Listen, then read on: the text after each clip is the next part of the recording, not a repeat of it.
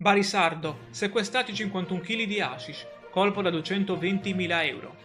Maxi sequestro di droga. Nelle campagne di Barisardo i carabinieri hanno trovato un tesoro illegale.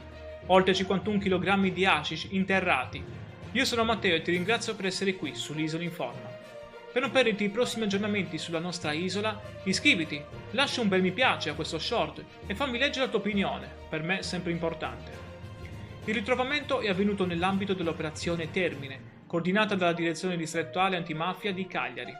La droga era divisa in 100 panetti e nascosta con cura in un bidone sepolto sotto una quercia a Barisardo. Ma a quanto monta il valore di questo sequestro? La quantità di hashish sequestrata, oltre 51 kg, avrebbe fruttato più di 220.000 euro sul mercato al dettaglio. Questo colpo è un importante sviluppo dell'operazione che aveva già portato ad arresti e al sequestro di armi da guerra. La droga è ora sotto sequestro giudiziario per ulteriori accertamenti di laboratorio. Questo maxi ritrovamento conferma l'impegno costante delle forze dell'ordine nel contrastare il narcotraffico in tutta la nostra Sardegna.